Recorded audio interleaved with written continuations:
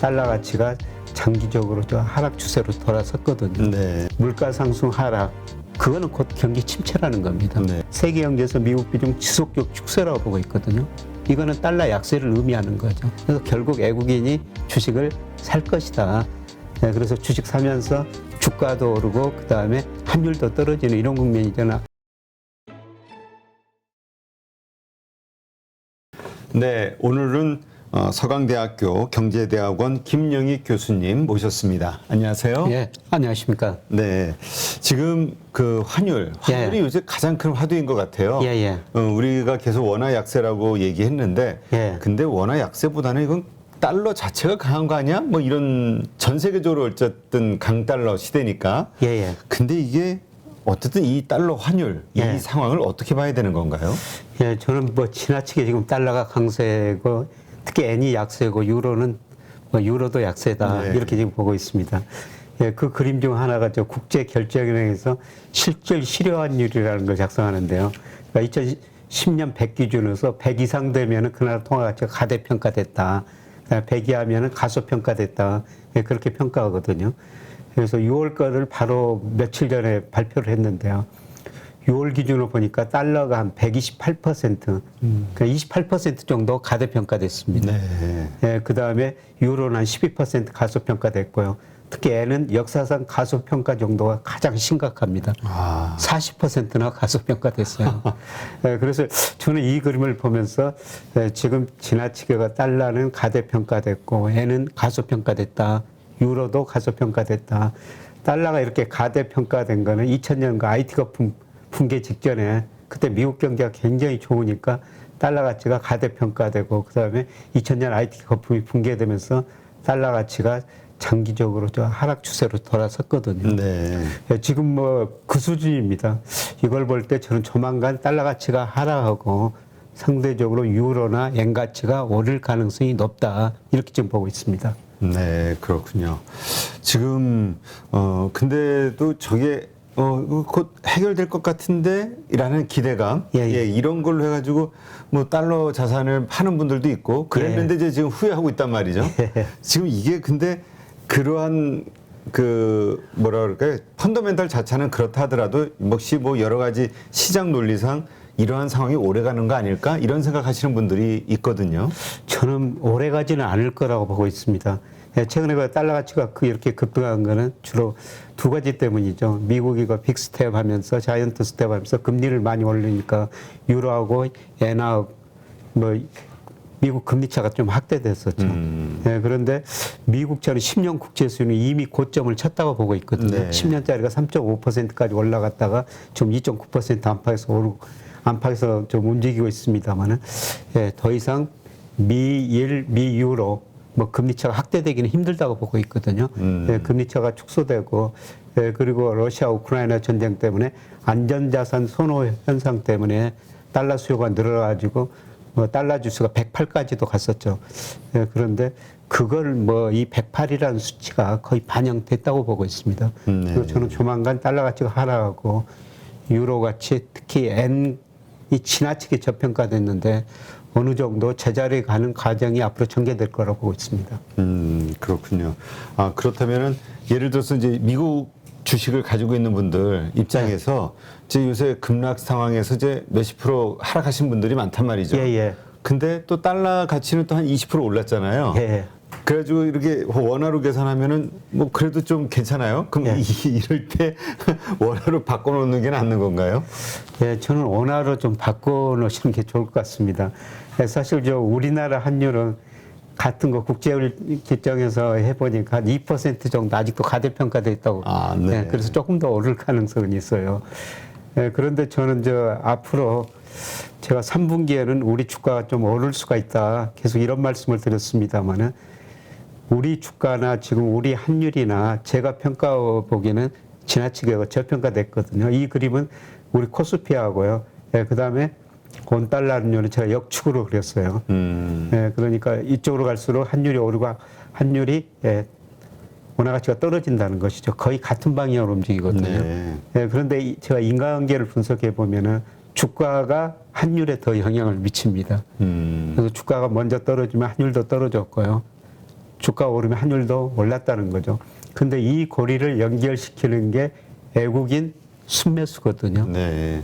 예, 최근에 외국인들이 좀 주식 사고 있습니다만은 저는 우리나라 원화 가치나 우리 주가나 지금 제가 평가하면 지나치게 저평가 영역에 들어섰거든요. 예, 그래서 그런 거를 일부 외국인들이 뭐 저처럼 생각하는 외국인들이 있으라고 보고 있습니다. 예, 그러면서 우리 주식을 사면서 주가도 반등하고 환율도 떨어지리라 보고 있습니다. 이런 모습이 아마 지금 저는 시작됐다고 보고 있고 3분기는 조금 더 구체적으로 나타날 가능성이 높다고 보고 있습니다. 네, 그렇군요. 지금 새로 미국 주식에 투자하는 분들, 하려고 생각하시는 분들, 그래서 원화를 달러로 바꿔야 되는 그러한 상황에 있는 분들은 좀 고민을 해봐야겠네요. 예, 지금 뭐 고민할 시점이라고 보고 있고요. 뭐 사실 저도 뭐 달러 ETF를 뭐 전에 사놨다가 지금 많이 좀 비중을 저 개인적으로 좀 줄이고 있습니다. 아, 그러세요? 예, 사실 여기 그 많은 애널리스트 전문가도 나오시는데요. 예, 제가 증권회사 다닐 때는 투자를 할 수가 없었죠. 그렇죠. 예, 그래서 말하고 행동하고 일치할 수가 없었는데요. 예, 저는 지금 학교가 있으니까 뭐 자유롭거든요, 투자에. 그래서 뭐 제가 여기서 말씀드린 게 제 실제 투자입니다. 아, 네. 그래서 지금 달러 자산을 좀 축소를 조금씩 하고 있으시다. 예, 많이 줄여놨습니다. 아, 많이 저는. 줄이셨어요? 예, 100을 샀다면 지금 80을 줄여놓고요. 뭐 20 정도 남아있는데 이것도 뭐 이번 분기에는 조금 더 줄일 생각입니다. 네, 그렇군요. 알겠습니다. 지금 말씀하신 것처럼 요 근래 이제 외국인이 조금 한국 주식을 사주고 있는데 미국 증시도 요 최근에 베어마켓 랠리다라고 표현할 정도로 이게 여러 날 상승이 지속이 됐단 말이죠. 예. 예, 그래서 심지어 어제 같은 경우는 어떤 미국의 언론사에서 애널리스트 어떤 그 투자 회사 대표는 뭐 약세장을 탈출하고 있다, 빠져나가고 있는 중이다, 뭐 이런 표현을 하는 사람도 있더라고요. 어떻게 보세요? 지금 바닥을 네. 찍은 건가요? 저는 뭐 단기적으로는 바닥 찍었다고 말씀을 드리고 싶은데요. 예, 제가 3분기 우리 주가 오른 다음 미국 주가도 뭐 우리 주가와 같은 방향이니까 3분기에는 오르리라 보고 있습니다만은 그런데 미국 주가가 아직도 중기적으로는 저는 저점을 기록하지 않았다 이렇게 보고 있습니다. 이 그림은 제가 미국 산업 생산, 그다음에 소매 판매, 고용, M2로 미국 적정 주가 S&P 기준 한번 추정해 본 거거든요. 예, 미국 주가가 그동안 가대평가됐다가 지금 6월 기준인데 조금 가소평가 영역에 들어섰어요. 예, 그래서 가소평가 영역에 들어섰으니까 이게 주가가 좀 반등할 수가 있는데 문제는 이게 그 추세적인 상승인가? 예, 그거는 아니라고 보고 있습니다. 예, 저는 미국 경제를 볼 때 이 그림 하나만 보시면 된다고 생각하는데요. 예, 미국 10년 국제 수익률 소비자 물가 상승률 차이의 실질금리인데요. 실질금리는 장기적으로 플러스죠. 네. 예, 그런데 실질금리가 역사상 최저치를 기록했습니다. 이 실질금리가 정상화되기 위해서는 10년 국채 수익률 금리가 오르든지 물가가 떨어져야 돼요. 예, 그래서 미국 금리는 좀 올랐거든요. 예, 그런데 금리는 저는 여기서 더 이상 오르기는 힘들다고 보고 있고요. 결국 물가가 떨어져야 된다.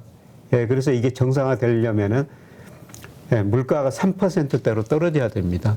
아마 저는 내년 하반기쯤 가면은 물가 상승률이 지금 9%대인데 3%로 떨어지리라 보고 있습니다. 근데 문제는 뭐냐면 물가가 그만큼 상승률이 낮아진다는 거는 경기 침체라는 것이죠. 아, 그렇군요. 예, 예, 그래서 요새 뭐 미국의 장단기 금리 차이 역전되고 경기 침체 이야기가 오는데요.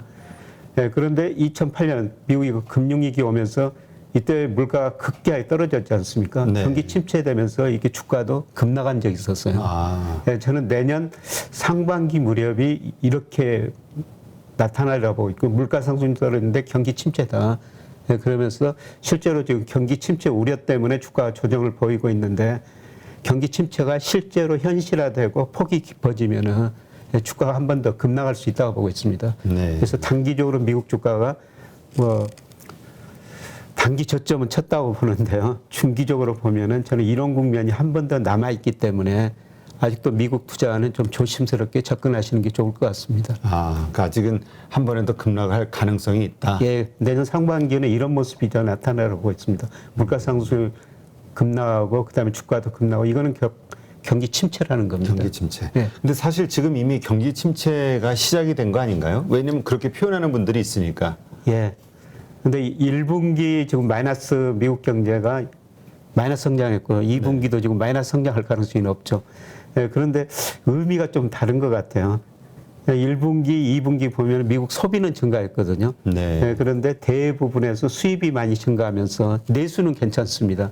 예, 그래서 1, 2분기 마이너스 성장은 별 의미가 없다고 생각하는데요. 예, 저는 내년 상반기에는 본격적으로 소비가 줄어들면서 자산 가격 하락 효과, 그 다음에 지금 물가가 오르니까 실질 소득 줄어들고 있고요. 예, 그 다음에 금리를 인상하면 시차를 두고 한 2분기, 3분기 정도 시차를 두고 미국 소비가 줄어들거든요. 그래서 이번 1, 2분기 마이너스 성장하고 내년 상반기 성장 내용의 침체 정도가 의미가 다를 것이다. 예, 그렇게 보고 있습니다. 아, 그러니까 지금 우리가 침체 얘기하지만 사실 그 수치가 미미한데 예. 그때 가서는 좀 더 내년 상반기 정도는 예. 좀 큰 그렇죠. 차이로 그 예. 침체를 표현한다. 예, 지금은 소비는 증가하지만은 수입이 증가해가지고 지금 마이너스 성장인데 네. 내년 상반기에는 소비가 감소하면서 마이너스 성장이라는 겁니다. 아, 그렇군요. 지금 그렇다면 뭐 어쨌든 지금 단기적으로는 바닥을 찍고 지금 상승하는 뭐 베어마켓 랠리로 표현할지 어쨌든 예. 이러한 것이 조금 더 지속이 될 수 있다. 3분기까지는 상승할 거라고 얘기하셨으니까. 예, 뭐 지금 3분기인데 제가 뭐 8, 9월이 우리 증시가 좀 좋을 것이다. 계속 그런 말씀을 드려왔는데 뭐 미국 증시도 8, 9월까지는 좀 반등할 거라고 보고 있습니다. 예, 그런데 중요한 거는 이게 추세적인 상승이 아니고 우리 주가나 미국 주가나 지금 단기적으로 저평가된 이런 정도를 어느 정도 해소하는 과정에서 약간의 그 반등이라고 보고 있죠. 약간의 반등. 보통 그런 반등은 어떻게 표현하나요? 그 예를 들어서 이제 그 나스닥에 의해서 30% 빠졌다고 하면 네. 고점 대비 이런 반등 구간 베어마켓 랠리라고 할 때는 뭐 어떤 분은 10% 오르면은 그게 한계다 뭐 이런 얘기 하시는 분도 있고 다 틀리던데요. 예, 그 정도는 뭐 기간에 따라 다른데 저는 뭐 저점에서 한 10%, 15% 아, 10에서 이 정도는 좀 오르리라고 보고 있습니다. 네, 예, 그런데 고점에서 30% 떨어졌다가 10%, 15% 오르더라도 지수는 중간도 안 되는 거죠. 예, 떨어져. 예를 들어서 우리나라 주가가 3,300 갔다가 최근에 2,300 밑으로 떨어졌습니까? 거의 30% 떨어졌죠. 그렇죠. 여기서 10%, 20% 오르더라도 코스피는 2,700 정도밖에 안 되는 거거든요. 그렇죠. 예. 네. 자, 그러면 지금 그 변수를 좀 봐야 될 게, 그 유로에서 22에서 이제 금리 인상을 50bp 했잖아요. 네. 그러면서 이제 역시 유로 가치가 상승하면서 달러 약세, 달러의 그 가치가 좀 약간 하락했는데 이것이 주식 시장에 미치는 영향 있을 거라고 보시나요? 네, 저는 어느 정도 있을 거라고 보고 있습니다. 사실 이제 그동안 2008년 이후에는 선진국 미국이 한일 전쟁을 시작했거든요. 미국이 어려우니까 돈 풀어가지고 자기네 돈 가치를 떨어뜨리고 그 일본으로 갔다가 유럽 중앙은행으로 갔거든요. 네. 네, 그런데 그렇게 돈을 많이 풀어내니까 물가가 오르니까 역한일 전쟁을 하고 있는 거죠. 미국이 금리를 인상하면서 달러 가치를 떨어지고 수입 물가를 잡으려고 그러는 것이죠. 네, 그런데 이제 유럽 중앙은행이 역한율 전쟁에 미국 다음으로 참여한 거거든요. 네, 그렇게 되면은 미국하고 유럽, 뭐 미국하고 예를 들어서 독일 금리 차가 축소되면서 아마 달러 가치가 하락하고요. 달러 가치가 하락한다면은 우리 통화 가치도 상대적으로 오를 수가 있는 거죠. 우리 환율이 떨어질 수가 있다는 겁니다. 네. 네, 그러면은 외국인들이 우리 주식을 살 수가 있는 것이죠. 이런 의미에서 이번에 20의 금리 인상이 외환시장 측면에서 우리 주식시장까지 뭐 긍정적인 영향을 미치리라고 보고 있습니다. 네. 지금 잠깐 말씀하셨는데 역환율 전쟁. 예. 지금 요게 요새 그 뭐 언론들의 상당히 큰 제목에 예. 차지하고 있더라고요. 예. 이 역환율 전쟁 이게 어떤 의미인 건가요? 그러니까 2008년 미국이 금융위기를 겪었고요. 소비 투자를 많이 늘렸어요. 재정, 그 다음에 통화정책. 그럼에도 불구하고 수요가 부족하니까 돈을 풀어가지고 달러 가치를 떨어뜨려가지고 수출을 늘려 한 게 한일 전쟁이거든요. 네. 그래서 달러 가치가 떨어지고 특히 엔화 가치가 많이 오르니까 일본이 2012년부터 아베노믹스를 가지고 물가 2%될 때까지 무한정 돈을 풀어보겠다. 그리고 일본이 돈을 풀어가지고 엔화 가치 하락을 유도했거든요. 그 다음에 2014년부터는 유럽 중앙은행이 또 돈을 풀어가지고 한일 전쟁에 가담했어요. 그래서 자기네 통화 가치를 떨어뜨려가지고 수출을 늘리려는 게 한일 전쟁의 본질이거든요. 네. 그런데 미국, 일본, 유럽 중앙은행 이렇게 돈을 풀다 보니까 결국 물가 상승으로 그 결과가 나타나지 않습니까? 네. 이제 물가를 줄이려면은 물가 상승률을 낮추려면은 자기네 통화 가치를 올려가지고 수입 물가를 낮춰야 되거든요. 그게 이제 역한율 전쟁이죠. 아. 네, 그래서 지금 미국이 먼저 금리를 올리고 달러 가치가 강세가 되니까 달러 가치 강세된 만큼 미국 수입 물가는 어느 정도 안정된 거죠. 네. 네, 근데 미국 달러 가치가 강세되니까 유로나 엔화 가치는 많이 하락해 봤지 않습니까? 유로나 엔은 좀 더 비싸게 수입해야 되는 거예요. 네, 그래서 어쩔 수 없이 이제 유로나 일본은 뭐 금리 인상 가능성이 아직은 낮지만 유럽 중앙은행이 금리를 인상하면서 유로 가치 상승을 유도해가지고 자기네 수입 물가를 좀 낮춰보자는 겁니다. 네. 이런 것들이 역한율 전쟁이라고 볼 수가 있겠습니다. 네, 그렇군요.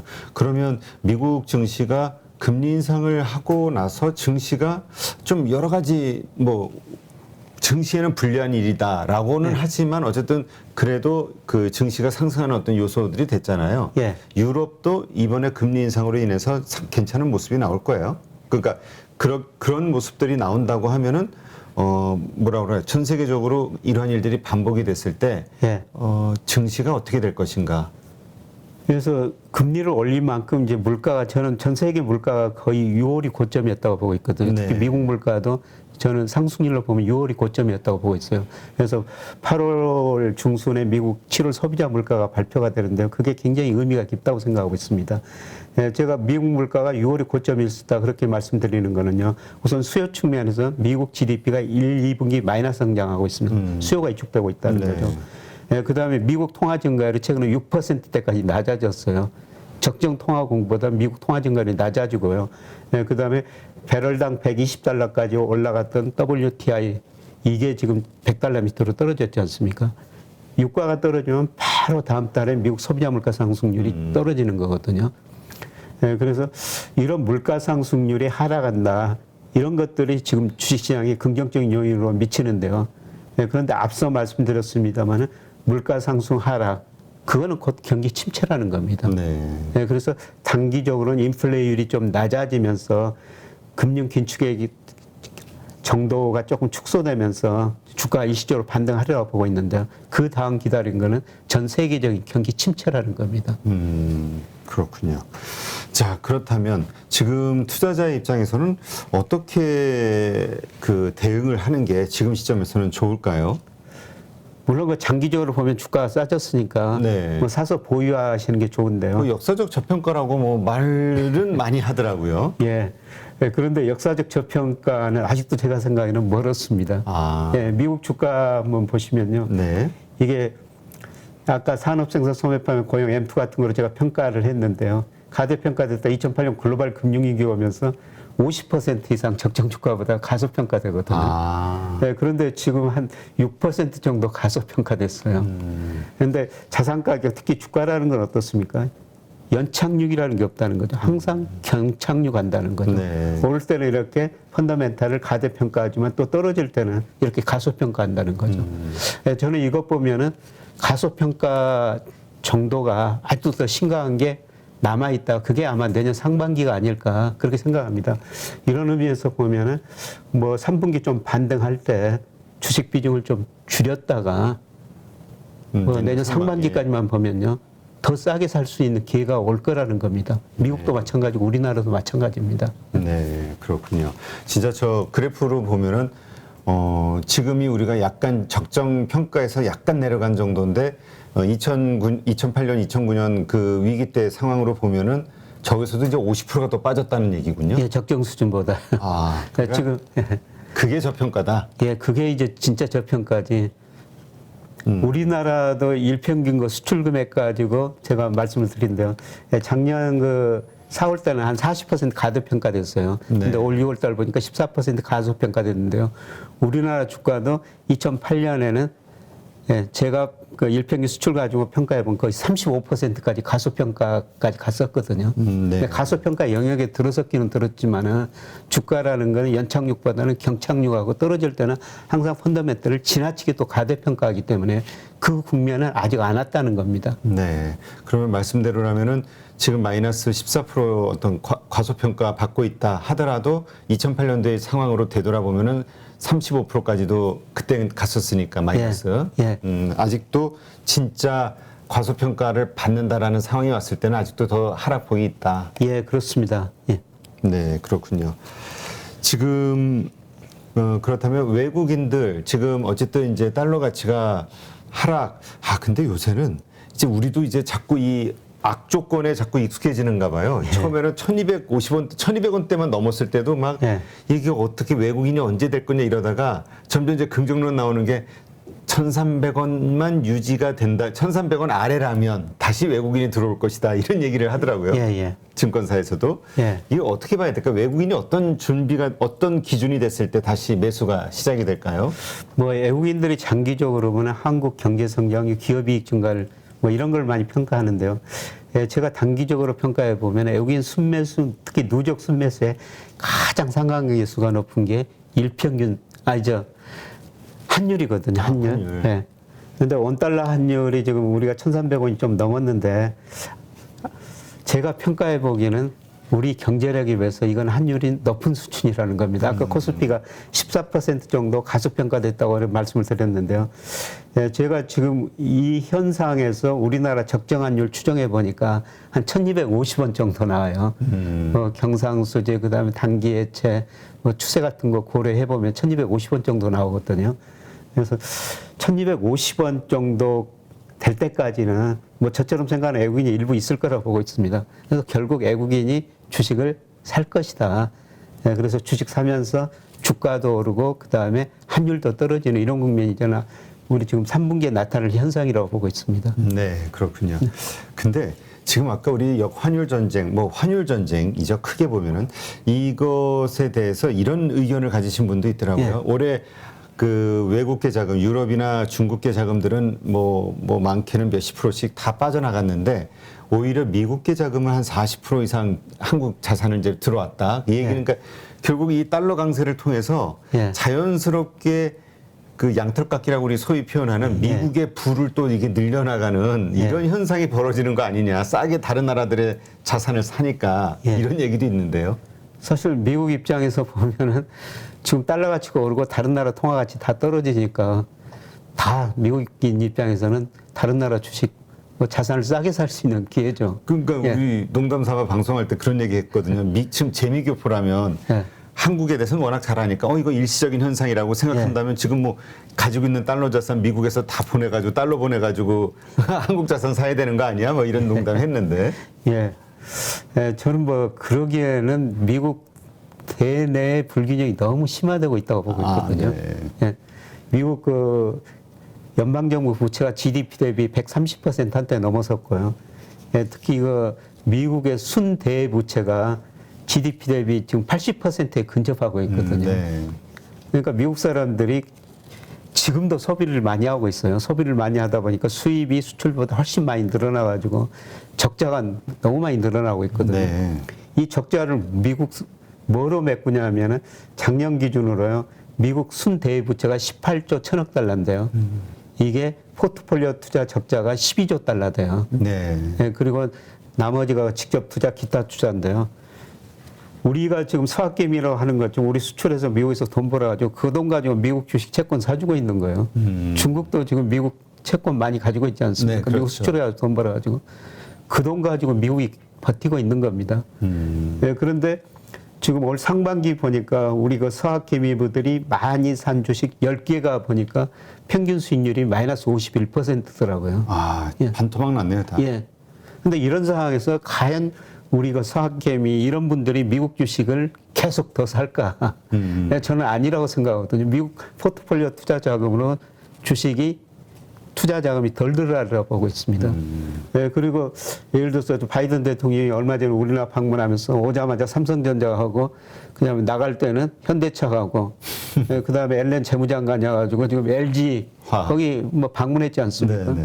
이 사람들이 거기 가서 방문한 거는 미국과 직접 투자 좀 해달라는 겁니다. 물론 그 기술 협약 그런 것도 있습니다만은 그만큼 미국이 제가 보기에는 대순부채가 너무 많거든요. 이런 걸 고려했을 때 저는 미국 달러 가치가 지속할 수 없다. 이 그림은 아주 장기적인 그림인데요. IMF가 2027년까지 세계 경제에서 미국 경제 비중을 그려놓은 거예요. GDP에서. 그런데 미국 달러 가치가 그동안 크게 2번 떨어졌습니다.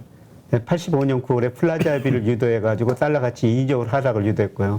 그다음에 2000년에 IT 거품 붕괴되면서 달러 가치가 많이 하락했거든요. 이때 미국 GDP가 세계에서 차지하는 비 32%까지 갔다가 22%까지 떨어집니다. 아, 많이 떨어졌네요. 그리고 지금 달러 가치가 오르는데요. 올해는 세계 경제에서 미국 비중 확대, 달러 가치 오르죠. 그런데 내년부터 IMF가 세계 경제에서 미국 비중 지속적 축소라고 보고 있거든요. 이거는 달러 약세를 의미하는 거죠. 네. 그래서 저는 달러 강세가 거의 올해가 마지막일 것이다. 앞으로 또 3, 4년 보면은 달러 가치가 장기적으로 하락할 것이다. 이렇게 보고 있습니다. 아, 그럼 올해까지는 이런 강달러 기조가 계속 유지가 될 것이다로 보시는 거군요. 거의 왔다고 보고 있습니다. 아, 거의 끝나가고 있다. 예. 지금 선진국에서 달러 지수가 얼마 전에 108 갔다가 오늘 보니까 106.5 뭐 이 수준에서 움직이고 있는데요. 108 무렵이 거의 정점이 아니었을까 그렇게 생각하고 있습니다. 네, 알겠습니다. 하여튼 달러 자산이 있다면은 네. 그런 얘기 하시더라고요. 엔화 역사적 저평가 구간이니까 지금 엔화 자산을 사는 게 어떠냐, 엔화를 사는 게 어떠냐라고 했을 때 또 그쪽에 그 교수님은 또 그런 얘기 하시더라고. 근데 원화도 같이 싸지지 않았냐. 예. 그러니까 달러를 가지고 있는 미국에서 만약에 이걸 산다고 하면 큰 이익이겠지만 그런 얘기 하시던데. 예, 저는 뭐 원화도 싸지만 엔화가 지금 너무 싸다고 훨씬 생각하고 싸긴 있거든요. 하니까. 아까 여기 실질 실효환율 말씀드렸습니다만은 엔화가 지금 40% 정도 역사적으로 가소평가 정도가 가장 심각해요.